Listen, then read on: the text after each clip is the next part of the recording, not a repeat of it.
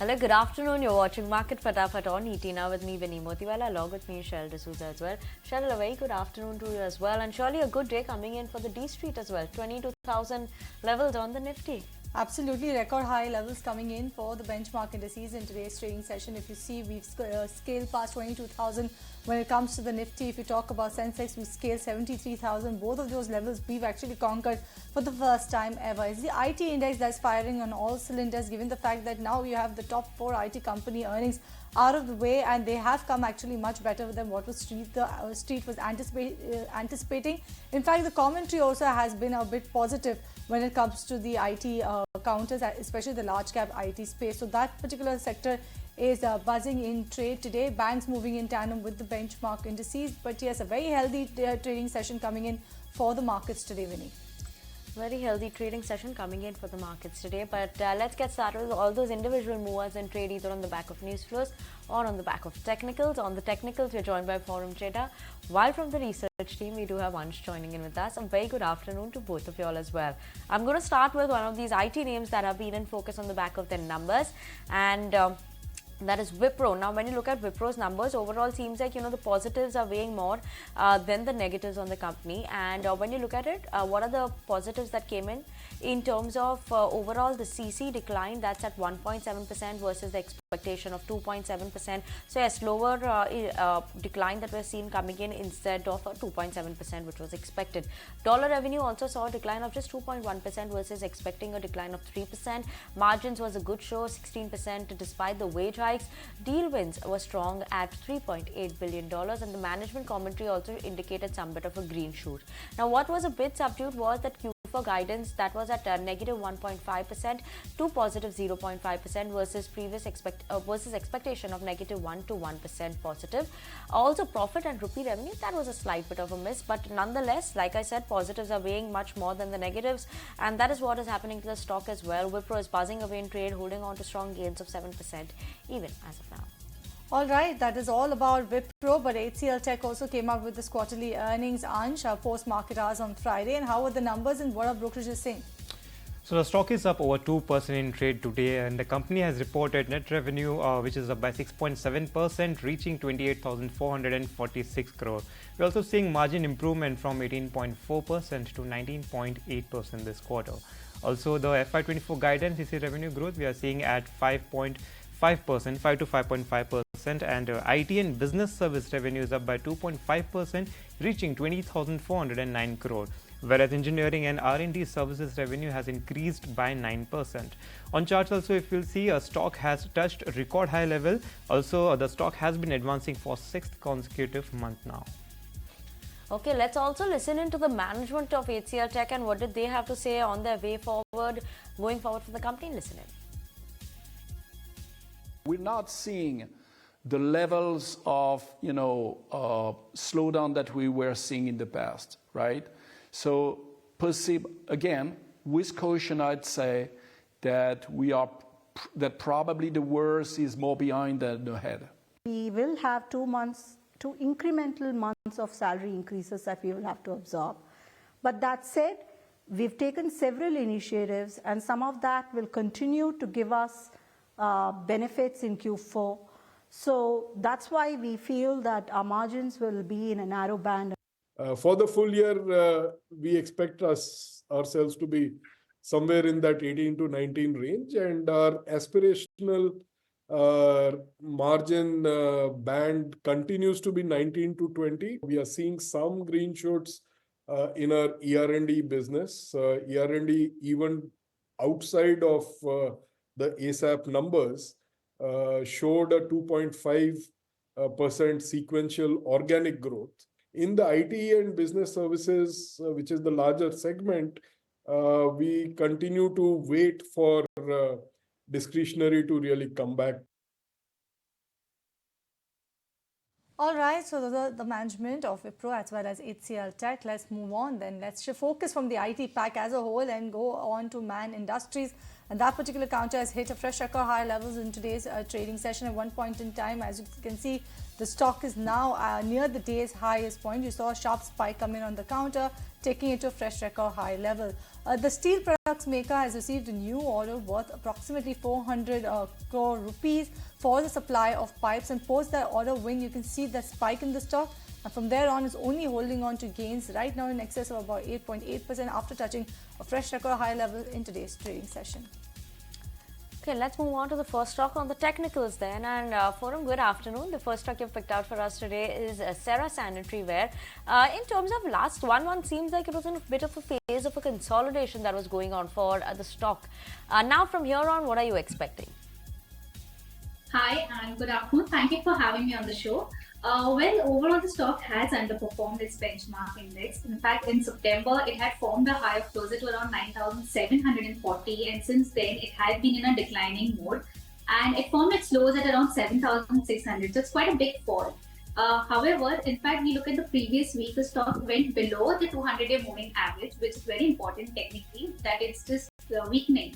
But on Friday, it picked up and it closed much above the 200-day moving average, indicating that the trend yet remains intact, which resulted that there was some kind of a bullishness that we can yet expect. One positive thing was that there was an exceptional increase in volume on the delivery volume. If we consider delivery volume, that has also been good. So it is indicating some accumulation happening. And from a very risk reward perspective, also if you look at it, then the stock remains quite favorable. Then one can look at buying the stock at current levels. Maintain a very strict stop loss below the levels of 7685 because the base level is around 7690, so just below that. And one can look for a higher target of closer to 8400. Okay, surely keeping an eye out on those levels for Cera Sanitary Ware. Let's move on, talk about Bharat Dynamics. This one is in focus. Why? The Akash missile test, which was fired by DRDO, have been actually manufactured by Bharat Dynamics at their Kanchanbag facility, which includes the state-of-art radio frequency seeker as well. Now, obviously, the company is focusing, and the focus is always going to be Make in India with maximum indigenous content, as well as Astra is a beyond visual range air-to-air missile indigenously developed by DRDO and manufactured by Bharat Dynamics for the Indian Air Force. So on the back of that, we've seen a bit of a spike up coming in as of now in the stock as well. It's holding on to gains of almost 2%. All right, moving on, Forum, let's put the spotlight then on the FMCG pack, and in that ITC in particular. It's been a year now that no one is talking about ITC after we've seen a sharp rally in that particular counter. But do you think that this time around, once again, it will actually surprise its investors on the upside? Absolutely, it is favorable to the investors actually. Now, one is most important that ITC did give a breakout from its consolidation range, that is on the 1st of Jan itself, from those 465 levels. Thereafter, we did see a very good up move closer to 480 levels, that is around 3% that it moved up. However, after that last week, we did see the stock price again retracing. So it has retraced back to those breakout levels, which is giving an opportunity for the investors to again re-enter into the stock or look at accumulating the stock. So overall, the stock is good because it continues to remain above the important moving averages of 1500 and 200-day moving average. So it is the underlying trend is bullish. Thus, one can look at buying the stock at current levels. Just maintain a strict stop loss below the levels of around 458 and look for a higher target of first 482 and then around closer to 500. All right, so that is ITC for you, and let's move on. Let's talk about Metropolis Healthcare, and that particular counter today has reversed the course and actually was trading higher. Last time I checked, it was trading higher by about 3% or so. The company has come out with a clarification regarding reports of fake data entry and lab tests in Delhi government-run clinics. The company has said that the contract to collect and analyze samples from these clinics formed only 0.5% of its overall consolidated revenue, and looking to recover dues of over, or rather worth about 2.26 crore rupees and exit the contract. After that, you've seen the stock actually see a rebound. In fact, it is trading higher today after falling for 8 consecutive sessions in which the stock actually lost about 12.6%. So that's Metropolis. After issuing a clarification, the stock is now trading higher by about 3% or so. Okay. That is Metropolis, but let's move on and talk about JK Cement then. And Forum, on the charts, what's the target that one should keep for JK Cement now? Technically speaking, JK Cement had formed a previous high, that is on a weekly charts of around 3,838, that is in November 2021. After that, the stock saw a very steep corrective decline and it was just kind of saw a rebound and started moving up gradually. However, last month we saw a very good strong bullish closing on a weekly chart basis above those previous highs and continued to consolidate in that range. And today we can see that there is already some momentum picked up into the stock, and the stock is already marginally up by around 0.8% to 1%, but it's attempting to take off its previous highs. This entire past few days of consolidation is just taking off. Thus, it is a good level to buy the stock from a momentum perspective also at 4080. One can maintain a stop loss just below the levels of 4,000 and look for a higher target of closer to 4,200. All right, so that is JK Cement for you. Ansh, coming back to you, Just Dial, why is this in the spotlight today? So the company has reported revenue which is up by 20%, reaching 265 crore, whereas in PAT we are seeing a jump of 22% from 75.3 crore to 92 crore. EBITDA has also seen a jump of over 120%. We're also seeing margin improvement drastically from 12.3% to 22.8%. Also, if you see the chart, the stock was actually trading 6% higher today, but now it's around 2 to 3% up, because stock seems to be facing strong resistance around 940 level, which has been the same resistance from last 2 years. Okay, keeping an eye out on Just Dial on the back of its Q3 numbers, but yes, surely saw a jump up there. But let's slip into a very short break on that note. We'll be back with more stocks after the break. Welcome back. You're watching Market Fatafat on ET now, and let's talk about Coforge Forum. And if you look at Coforge, mid-cap IT company, do you think it will have a ripple effect or some sort of a positive impact given the fact what the top 4 IT companies have done? Very much line in what you're saying. Actually, overall trend of the stock has been good and it's been up, but the stock has been consistently forming higher tops and higher bottoms, so the overall trend continues to remain intact and bullish. Last week on Friday, the stock did see a good breakout and it gave a weekly strong closing, which makes the stock even more bullish. And one can look at some buying opportunities also. Considering a parabolic SAR which also remains in a buying mode. So when we talk about the overall trend being bullish, there has been a marginal increase in volume what was there on Friday during the breakout, and a very weekly strong closing, that is closing above the previous highs, is indicating a lot of bullishness and upward momentum that we can expect in the stock. Thus, one can look at buying the stock in a range of closer to 6450 to around 6,600. Stop loss should be maintained below the levels of around 6,380, and one can look for a higher target of closer to 6,900. 6,900 is what one could watch out for Coforge as well. Let's move on, talk about Avenue Supermart or Dmart as we know it. The company came out with its numbers. When you look at it, in line set of numbers in Q3 is what we saw.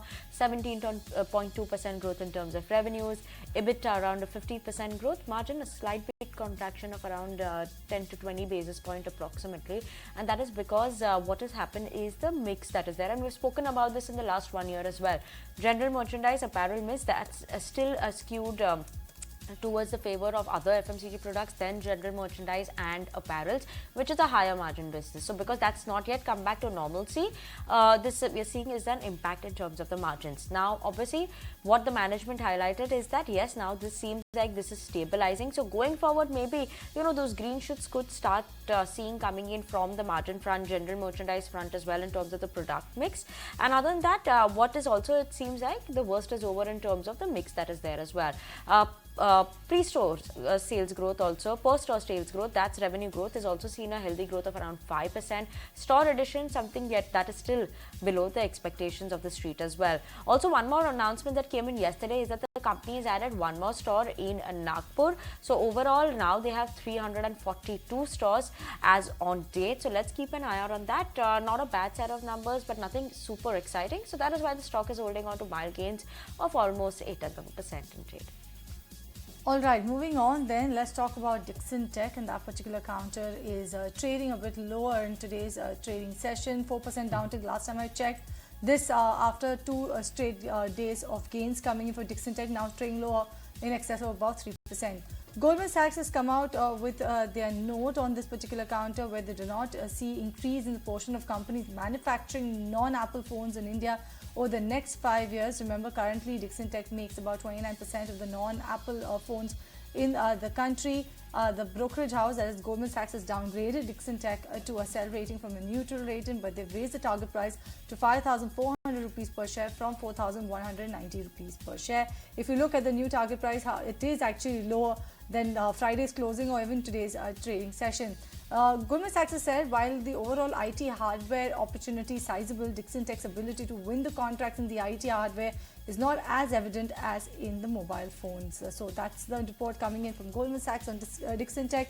The stock is trading lower by about 3% as we speak. Okay, let's move on and talk about the next stock and Foram M.Chheda small finance, I believe. That's the stock you picked out for us today? No, Ujjivan Financial Services. Ujjivan Financial Services. So on the charts, what are you expecting there and what's the target? Talking about this particular stock, the stock did form an all-time high at closer to levels of 604. That is in the month of October last year. So the price after that did see a corrective decline, and this decline actually turned out to be more of a consolidation. And the decline in price also was taking support on a 50-day moving average, and thereafter it saw a rebound and moved back to its resistance level. So after this to and fro consolidation for almost now 3 months, the stock is now attempting to break out from this entire move, which is actually a breakout from a technical pattern of a symmetrical triangle. So one can look at buying the stock at current levels. It's absolutely flat today, and it's giving a good opportunity to buy from a risk-reward perspective also. And the stop loss should be maintained below the levels of closer to around 570, and look for a higher target of closer to 650 to around 665. All right, so that's the take coming in on Ujjivan Financials. Ansh, IRB Infra, why is this in the spotlight? So IRB Kota Tollway and IRB Gwalior Tollway Private Limited, the project SPVs of IRB Infra's Trust, has signed concession agreement with NHAI for TOT 13 project. The company is set to arrange debt for the project, which involves upfront payment of around 1,683 crores to NHAI. Also, the length of the project is around 110 km, whereas the cost is estimated to be around 1,896 crores. Also, if we see the stock on chart, then the stock seems to be trading around the record high. It has also been advancing for 6 consecutive months, and it is up by over 70% in last 6 months. So for those reasons, the stock is in focus. Okay, let's move on and talk about Sapphire Foods then. And Foram, what is it that you're seeing in terms of charts for Sapphire Foods? Do you think this will be the better performer compared to something like a Devyani or a Westlife in the QSR world? I would say as an individual stock, it should perform well. Overall, the stock remained in a consolidation for more than a month now. In fact, it has been in a range of 1375 on the lower side and 1440 on the higher side. And during this consolidation, it has been consistently taking a lot of good support between the 50-day as well as the 100-day moving average. And today we have been seeing that the stock price did open up above this consolidation range, and it saw a bit of a volatile move. But the closing is very much near the resistance level. Thus, one can look at buying the stock at current levels also of around 1425 to closer to 1440. Since there has been a good volume in the first week of this year, it is supporting bullishness. And the stop loss should be maintained below the levels of around 1379 and look for a higher target of closer to 1520. All right, and that is the take coming in on Sapphire Foods. With that, we have come to the end of this edition of Market Fatafat. Thank you so much, Ansh, as well as Foram, for joining us on the show and taking our viewers through all the stocks that are buzzing in trade. It's a good buy for Vinny, myself, and the team that put the show together as well. But Maharashtra continues its momentum at the World Economic Forum meeting 2024 in Davos. And here's a look at the investment opportunities the state is ripe for. As the state that contributes the largest gross state domestic product and 14% of India's total GDP, Maharashtra prides itself on being the heart of commerce in the country. And out of the almost 80 lakh crore rupees of foreign direct investment that have entered India since the turn of the millennium, 30% has flown into Maharashtra alone.